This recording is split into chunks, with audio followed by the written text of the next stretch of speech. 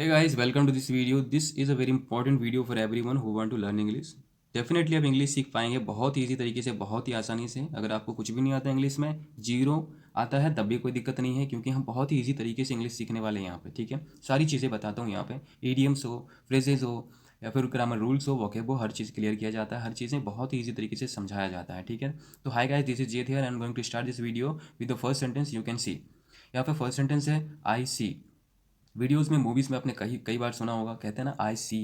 इसका क्या मतलब होता है? इसका मतलब होता है सही है। हम कहते हैं ना सही है यार, इसका क्या कहेंगे हम इंग्लिश में? कहेंगे आई सी। आई सी है ना, इस तरीके से कहेंगे। तो कुछ चीज़ें होती है जो मिसलेनियस में आते हैं, उन सारी चीज़ों को हमें सीखना पड़ता है। सिर्फ ट्रांसलेशन सीख लेने से, ग्रामर पढ़ लेने से कुछ नहीं होता, उन सारी चीज़ों को भी सीखना पड़ता है। तो इसीलिए मैं ये वीडियोज़ लेकर के आता हूँ, ताकि हर एक जो व्यूअर्स हैं, जो भी सीखना चाहते हैं इंग्लिश, उनको काफ़ी अच्छा हेल्प मिल सके। ठीक है, मैं ये सारी यूज़ इंपॉर्टेंट जो है वो सारे बताता चलूँगा। तो चलिए देखते हैं नेक्स्ट वीडियो क्या है, नेक्स्ट सेंटेंस क्या है। नेक्स्ट है, ये बहुत बड़ा कांड है। ये बहुत बड़ा कांड है, क्या बोलेंगे? This is a huge scandal. This is a huge scandal. Huge मतलब क्या होता है? बड़ा। स्कैंडल मतलब क्या हो गया? कांड। तो यूज हम वहाँ करते हैं जहाँ पे कोई चीज़ें हम समझ में नहीं आता है कि उसका ऑब्जेक्ट जो है उसका कोई आँख नहीं सकते हैं, मतलब उसका कोई आकार नहीं है, कोई वो वस्तु नहीं है, तो वहाँ पे हम यूज लिखते हैं ना, यूज़ करते हैं। तो यहाँ पे एक चीज़ और है ना, कि हम वोकैब को भी जगह जगह पे इस्तेमाल करते हैं, उसका यूज़ अलग अलग है। कुछ चीज़ें हैं जैसे कि लुक, अगर मैं कहूँ देखने के लिए, देखना, तो उसका कुछ और बहुत सारे वर्ड्स हैं, वो क्या मीनिंग है। जैसे कि सी है, वॉच है, लुक है, सारे का मतलब देखना ही है, बट तीनों का इस यूज़ अलग अलग जगह पे होता है। तो उन सारी चीज़ों को भी मैं यहाँ पे बताता चलता हूँ। ठीक है, कि कौन सा चीज़ कहाँ पे। वोकेब भी बहुत इंपॉर्टेंट है, क्योंकि इंग्लिश है, हिंदी तो हम तो समझा लेते हैं किसी को अपनी भावनाओं से, बोलने के तरीके से, लेकिन हम इंग्लिश में वो चीज़ नहीं समझा पाते हैं। तो उन सारी वर्ड्स को अलग से इस्तेमाल किया जाता है, इसीलिए अलग अलग वर्ड्स बनाए गए हैं। कहते हैं ना, कभी हमें भी ये चीज़ डाउट होता था कि यार एक वर्ड है तो उसके लिए एक ही वर्ड होना चाहिए था। एक मतलब एक हमारी हिंदी में एक वर्ड है, जैसे कांड है, इसका बड़ा है, तो बड़ा के लिए बिग भी यूज़ करते हैं। यहाँ पे ह्यूज भी आ गया, गिगांटिक भी है। तो हम इन सारी चीज़ों को अलग अलग क्यों बनाया है इंग्लिश में, है ना? ये चीज़ मुझे कंफ्यूज था, बहुत ज़्यादा बड़ा कन्फ्यूज़न था। जैसे लुक है, सी है, वॉच है, इसको अलग अलग क्यों लिखा गया? एक ही वर्ड होता तो काफ़ी यूज हो जाता हमारे लिए। लेकिन यहाँ पे क्या है ना, कि हम इंग्लिश में वो चीज़ बता नहीं पाते हैं, एक्सप्रेस नहीं कर पाते कि हम क्या सोच रहे हैं एक्चुअल में। तो उन सारी चीज़ों को क्लियर करने के लिए अलग अलग वर्ड्स बनाए गए हैं। तो हम उन चीज़ों को अलग अलग जगह पे यूज़ करेंगे तो वो हमें समझ में आ जाता है। तो ये चीज़ क्लियर हो गई आपको। तो इसलिए मैं ये सारी वीडियोज़ बना रहा हूँ, ताकि आपका बहुत यूज़फुल हो जाए, आप सीख पाएँ। ठीक है, तो ये है हमारा, ये बहुत बड़ा कांड है। This is a huge scandal. Huge हो गया बड़ा, स्कैंडल मतलब हो गया कांड। जैसे कि हम कहते हैं ना, अगर ह्यूज को हटा दे तो बोलेंगे दिस इज़ अ स्कैंडल, ये एक कांड है। तो बड़ा कांड है, ह्यूज स्कैंडल। ठीक है, चलते हैं नेक्स्ट सेंटेंस पे। दूसरा है, उसका ख्याल मैं रखूँगा। उसका ख्याल मैं रखूँगा। आई विल या I shall take care of him. I shall take care of him, take care of him. Take care मतलब देखभाल करना, ऑफ हिम मतलब उसको। तो आई सेल रखूँगा, सेल क्यों यूज़ हुआ यहाँ पे? यहाँ पे गा गेगी यूज़ होता है, वहाँ पे फ्यूचर टेंस आ जाता है, इसीलिए I shall take care. Take care मतलब देखभाल करना। Take care of him, take care एक साथ यूज़ होगा। तो टेक केयर एक साथ क्यों यूज़ होगा? क्योंकि इसे एक फ्रेजल वर्ब कहते हैं। फ्रेजल वर्ब वो वर्ब होता है जो एक वर्ब ही है, बट दो वर्ब के साथ में मिलकर के बना हुआ रहता है। दो या तीन हो सकता है, तो दो या तीन से मिले हुए वर्ब को फ्रेजल वर्ब कहते हैं। तो टेक केयर एक फ्रेजल वर्ब हो गया, इसका मतलब होता है देखभाल करना, ख्याल रखना। ठीक है, तो I shall take care of him, उसको। तो ये सारी चीज़ें देखिए, आपको मज़ा आ रहा है तो वीडियो के एक लाइक बनता है। देखते हैं नेक्स्ट क्या है। नेक्स्ट है, क्या करें? What do, what to do, क्या करें, व्हाट टू डू। देखिए, मैंने एक वीडियो और बनाया था, तो उस वीडियो में मैंने कहा था व्हाट डू आई डू, क्या करूं, मैं क्या करूं, व्हाट डू आई डू। मेरे दोस्त ने कमेंट किया है, पता नहीं, वो उन्होंने लिखा है कि उसका कुछ और ही मतलब निकाल दिया। मैंने व्हाट डू आई डू करा था, मैंने मैं क्या करूं, और उन्होंने कुछ और ही मतलब निकाल दिया था। तो पता चलता है कि हाँ, वो काफ़ी मेहनत किए हैं ट्रांसलेशन करने में, सीखने में, इंस्टीट्यूट में जा करके। बाकी फाइनली क्या सीखे? वो ट्रांसलेट करना सीखे, बाकी इंग्लिश नहीं सीख पाए हैं। ठीक है, तो इसीलिए मैं यहाँ चीज़ें लाता हूँ, मैं थोड़ा बता देता हूँ, क्लियर कर देता हूँ। ठीक है, तो व्हाट डू आई डू मैंने लिखा था, मतलब क्या है, मैं क्या करूँ। तो व्हाट डू आई डू, तो वहाँ पे व्हाट डू आई डू हो गया। जब मैं किसी चीज़ को अगर किसी से पूछता हूँ कि मैं क्या करूँ, तो वहाँ पे क्या करेंगे? What do I do. और मैंने उसे अच्छे से क्लियर करा हुआ था उस वीडियो में, तो वो वीडियो जरूर जाके देखें। नेक्स्ट इसमें है क्या? व्हाट टू डू, क्या करें। अगर मैं किसी को बताऊं तो क्या कहेंगे? व्हाट टू डू, क्या करें, है ना? यहाँ पे देखिए, इंग्लिश यही है। बोलने में फ़र्क हो जाता है। अगर हम हिंदी बोलेंगे तो ऐसे बोलेंगे क्या करें, क्या करूँ, उसको पूछें। और अगर हमें पूछना होगा तो कैसे करूँ, कैसे बोलेंगे, क्या करूँ, है ना। इस तरीके से बोला जाता है पूछने के लिए। यहाँ पे क्वेश्चन मार्क होता है तो हम पूछ रहे होते, तो यहाँ पे बता रहे हैं तो क्या कहेंगे, व्हाट टू डू, क्या करें, है ना, क्या करें। कोई पूछे तो क्या करें, तो व्हाट टू डू यहाँ पे आएंगे। अगर पूछे ना कि क्या करूँ, बताओ क्या करूँ, तो व्हाट डू आई डू। तो यही है कि हमें इंग्लिश सीखने के लिए मेहनत करनी पड़ती है। मुझे भी काफ़ी दिक्कत हुआ था, तो ये सारी चीज़ों को क्लियर करने के लिए मैं यहाँ पे लाया हूँ वीडियोस। हेल्पफुल होगा बहुत ज़्यादा। तो कुछ चीज़ों में अगर विश्वास करेंगे ना, तभी आप कुछ सीख पाएंगे। लेकिन अगर आपका मन रहेगा कि नहीं, विश्वास ही नहीं किसी चीज़ पे, तो कभी सीख नहीं पाएंगे। तो आपको बिलीव रखना पड़ेगा वीडियोस पे, ठीक है। तो ट्रस्ट करना पड़ेगा, तभी आप कुछ सीख पाएंगे। इनपुट होगा ये। नेक्स्ट है, तुम लोग आओ हमारे साथ। तुम लोग आओ हमारे साथ क्या कहेंगे, you guys come with me. You guys come with me. तुम लोग आओ हमारे साथ में। तो ये यू गाइज, गाइज मतलब होता है लोग, जो कुछ दोस्त हो गए, कुछ लोग हो गए जो एक से ज़्यादा हो, उनको हम गाइज भी कह सकते हैं, ठीक है। तो यू गाइज तुम लोग, कम विथ मी हमारे साथ आओ, मेरे साथ में आओ, ठीक है, ऐसे बोलेंगे। नेक्स्ट है, गाली देता है तुझे पीछे से वो। गाली देता है तुझे पीछे से वो, पता है तुझे। अगर बोलना होगा तो कैसे बोलेंगे, he curses you behind you back. He curses you behind your back, do you know. तो क्या हो गया, गाली देता है, ही कर्सेस यू, वो गाली देता है, curses you, he curses you, behind your back, आपके पीछे से, तुम्हारे पीछे से, है ना। तो पता है तुझे, डू यू नो, पता है तुझे, डू यू नो, इस तरीके से बोलेंगे। तो पता है तुझे कौन सा टेंस में हो सकता है, ये प्रेजेंट इंडिफिनिट में होगा, यानी सिंपल पास्ट, सिंपल प्रेजेंट में होगा। तो उसमें क्या कहेंगे, सब्जेक्ट से पहले डू लगेगा, ये इंट्रोगेटिव सेंटेंस होगा, ठीक है, इसीलिए सब्जेक्ट से पहले डू लगेगा, फिर वर्ब लगता है। पहले हेल्पिंग वर्ब हो गया, फिर आपका सब्जेक्ट हो गया, उसके बाद वर्ब होता है। मैंने सारी वीडियोस में ट्रांसलेशन और टेंसेस भी बताता रहता हूँ, तो आप सारे पिछले के जितने भी वीडियोस हैं वो भी देखें। मैंने प्लेलिस्ट भी क्रिएट कर रखा है, वो प्लेलिस्ट को प्ले करें, उसे ऐड करके रख लें, बेहतर होगा। अपने प्लेलिस्ट इसमें ऐड करके रख लें, और ऐड करने के बाद आप प्लेलिस्ट को चेक करें कि वीडियो आया कि नहीं आया।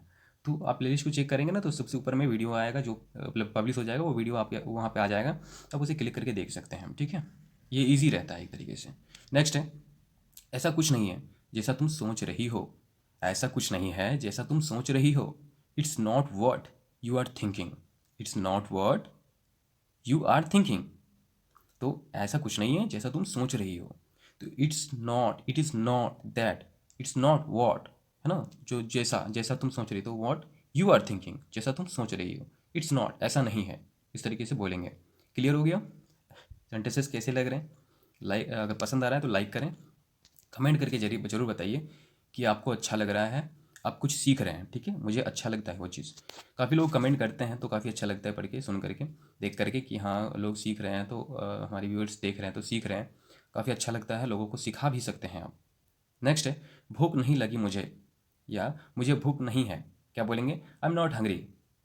आई एम नॉट हंग्री, मुझे भूख नहीं लगी है, अब मुझे नहीं लगी है मुझे भूख, या मैं भूखा नहीं हूँ, आई एम नॉट हंग्री, एक ही चीज़ है। मतलब हम इंग्लिश में कुछ और बोल रहे हैं हिंदी में, लेकिन मतलब इंग्लिश में सबका एक ही होता है। मुझे भूख नहीं लगी, मुझे नहीं लगी भूख, है ना, मैं भूखा नहीं हूँ, या फिर मुझे भूख नहीं है, एक ही चीज़ है, ठीक है।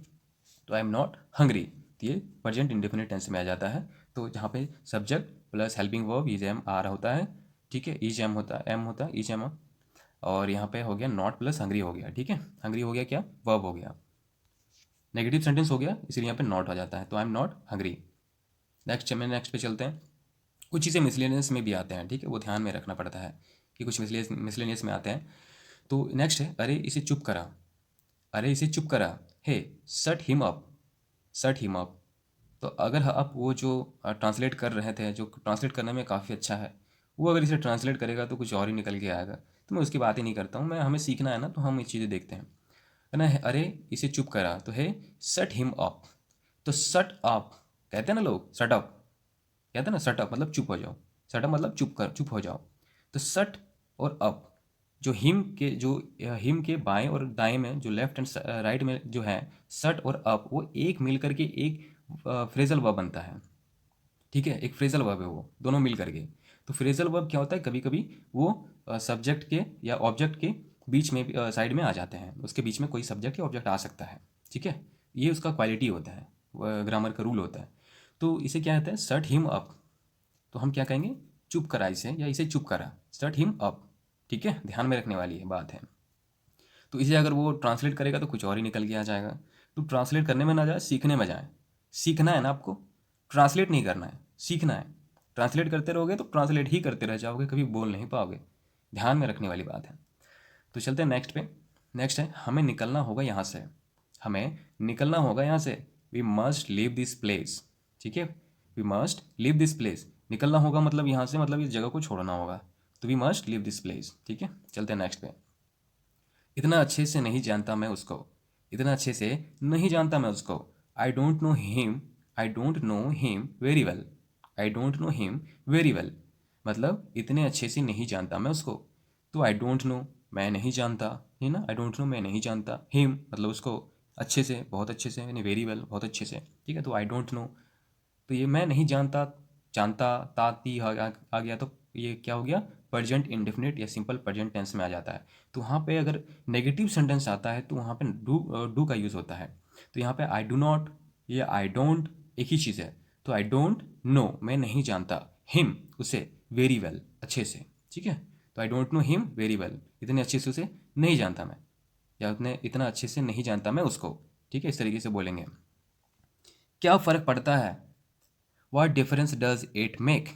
क्या फ़र्क पड़ता है, what difference does it make. ठीक है, ये सेंटेंसेस आपने कभी देखे थे, कभी जाना था, कभी सीखा था, तो आप कमेंट में बताइए। और नहीं, और अगर सीख रहे हैं ना तो ये भी बताइए कि हाँ मैं सीख रहा हूँ। ठीक है, ताकि और भी लोगों को देखें कमेंट, उन्हें भी लगे कि हाँ वीडियोस में कुछ तो इनपुट है इसमें। ठीक है, अब ये भी चीज़ है कि अगर मैं इसे ट्रांसलेट, अब ये देखिए ये ग्रामर्स में नहीं मिलने वाला है। अगर आप ग्रामर में ढूंढते फिरेंगे ना, पूरा बुक ख़त्म कर दीजिए, लेकिन आपको ये नहीं मिलने वाला है। तो ये चीज़ें कैसे आते हैं, ये चीज़ें हमें, हम जो डेली लाइफ में बोलते हैं वो चीज़ें यहाँ पे आते हैं। तो क्या होता है, देखिए यहाँ पे कुछ कुछ पता चल रहा है कि यहाँ पे कैसा ट्रांसलेट हो रहा होगा।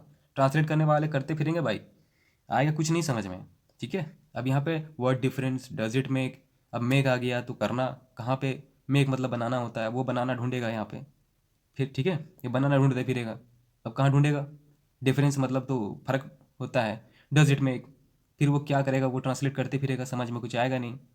ट्रांसलेट पे मत जाइए, ये इंग्लिश है, हमें बोलना है, हमें ट्रांसलेट नहीं सीखना है। अगर ट्रांसलेट ही मुझे सिखाना होता तो मैं ग्रामर टेंस लेकर के बैठ जाता आपको सिखाने के लिए।